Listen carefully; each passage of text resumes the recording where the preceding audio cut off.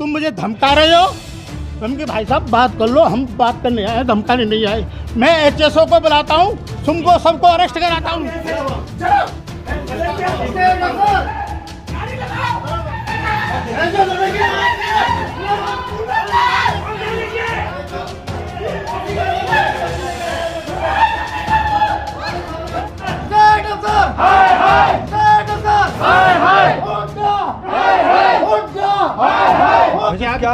क्या बात क्यों कह रहे हैं? तुम मेरे ऑफिस में क्यों आए? तुम मुझे धमका रहे हो?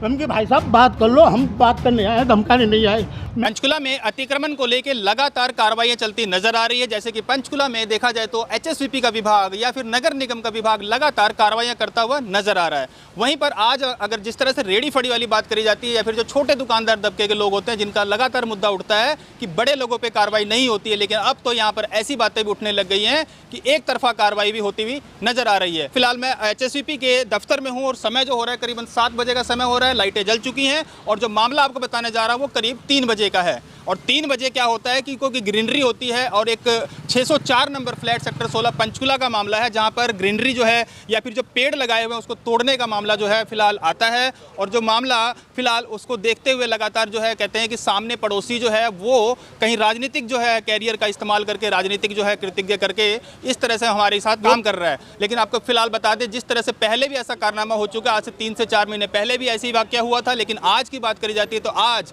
जो कुछ लोग जो उससे पीड़ित होकर, क्योंकि जो विभाग की टीम जो है वहाँ पर घर पर पहुँचती है, उसके बाद जो कुछ लोग वहाँ से निकल के एचएसवीपी के दफ्तर में पहुँचते हैं। अब दफ्तर में पहुँचने के बाद मामला यहाँ पर दिखाएंगे जिस तरह से लोग हैं। अभी आपको मैं फुटेज में भी दिखाना चाहूँगा कि कितने लोग यहाँ पर इकट्ठे हुए थे और फिलहाल नारेबाजी भी हुई थी। और नारेबाजी सिर्फ इसलिए कि जो मामला है वो एक तरफा क्यों रचा जा रहा है।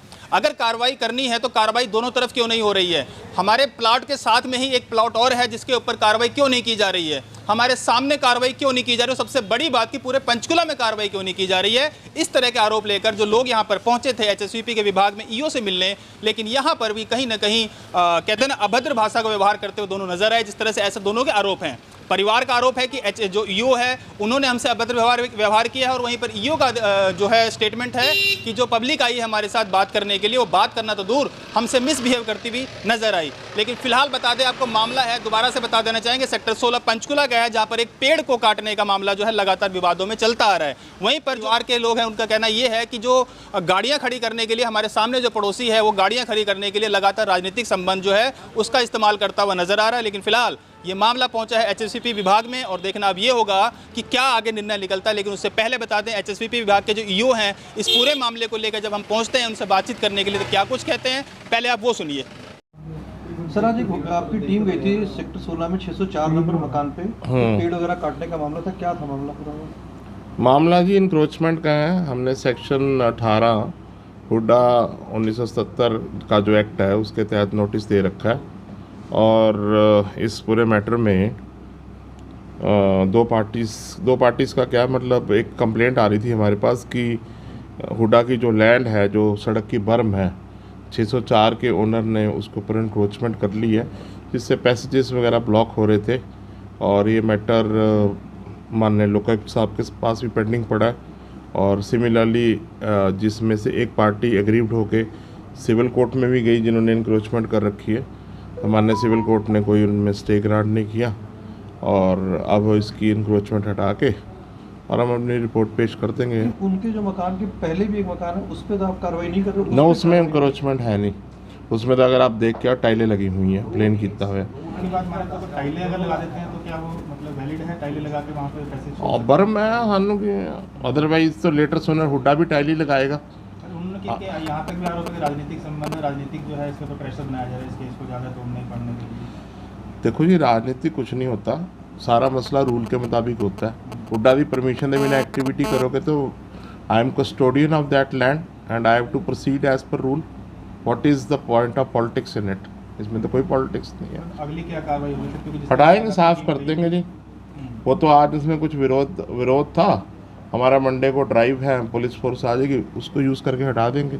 आज भी आरोप लगाया कि 25 से 30 लोग आपकी तरफ से गए थे, तो क्या वो झूठे आरोप है? मतलब महिलाओं के साथ बदसलूकी सी हुई है? बदसलूकी तो क्या होगी जी, हम अपनी जगह से इंक्रोचमेंट हटा रहे हैं तो महिलाएं क्या करने आ रही हैं?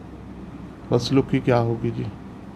ये तो इनफैक्ट हम आपको नोटिस दे रहे हैं, आप उसका मेरे को रिप्लाई नहीं दे रहे, और इंक्रोचमेंट की टीम जाती है, आप उसमें से मिसबिहेव करते हो। अब कहीं ना कहीं परिवार की बात करी जाती है तो परिवार ने लोगों ने किस तरह से आरोप लगाए। पहले सबसे हम बता दें आपको, इस खबर से पहले जब इस पूरे मामले को देखते हुए हम इनके घर तक पहुंचे और घर पर जाकर जब हमने इनके बाइट लेने की कोशिश की और पूरा मामला जानने की कोशिश की, तो परिवार ने किस तरह के आरोप लगाए हैं और क्या कुछ कहा है। क्योंकि सबसे बड़ा आरोप लगाया गया है रिश्वतखोरी का, कि हम जिस तरह से जो दूसरा जो परिवार है वो रिश्वतखोरी करके, यानी कि रिश्वत दे देकर कोई ऐसे मामले को लगातार उजागर करना चाह रहा है, लगातार हमें परेशान किया जा रहा है। करोड़ों रुपए की कोठी है, उसके साथ हम पैसे भी लगाए हैं, कोठी भी ली है, लेकिन उसके बावजूद इस तरह के जो विपदाएं हैं वो लगातार नजर आ रही हैं। कई बुजुर्ग भी हैं यहाँ पर जो पहुंचे हैं परिवार के सदस्य, और सबसे बड़ा आरोप लगाया गया है कि महिलाएं घर में थी और महिलाएं के घर पे होने के बाद पुलिस को भी फ़ोन किया गया, लेकिन वोमेन सेल से पुलिस नहीं पहुंच पाती है और महिलाएं जो है वहाँ पर घर में अकेली थी, और उसके बावजूद HSVP की कार्रवाई जो है लगातार चल रही थी। इसको देखते हुए परिवार ने क्या कुछ कहा है, सुनिए। हुड्डा की गाड़ी आई थी, 20-25 बंदे थे, दिन में आ गए। हम लोग घर पर लेडीज़ अकेली थी, हमारे जेंट्स अपने काम पे गए हुए थे, हमारे बच्चे और हम बहुत तेज़ घबरा गए थे। किस बात को लेके आए थे, क्या धमका रहे थे हमें, साइड में पेड़ लगे हुए हैं, धमका रहे हैं जी, उसे कटवाओ कि हम काटने आए हैं यहाँ पे। तो हम से कुछ महीना पहले की बात भी हुई थी, तब भी जो हाँ जी सब हुआ था, तो उस हम तो हमें तो 2 साल से राहत नहीं है सर, 2 साल से हमें राहत नहीं है। जब देखो कभी हुड्डा, कभी म्युनिसिपल, कभी कोई, सब लोग आ जाते हैं, ऐसे धमकाने शुरू कर देते हैं, पेड़ काटने हैं, हमें पेड़ काटने हैं। क्यों काटने हैं पेड़? क्या नोटिस वगैरह नहीं आया? पहले आया था नोटिस आया था, लेकिन हमने दे दिया है। हमारे पास पूरा लीगल काम है।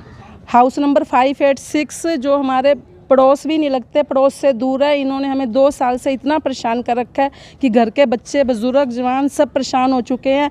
पहले बोले इतनी जगह कम करो, 2 फुट 3 फुट सब जगह कवर कर दी है, अब भी कहते हैं पेड़ हटाओ।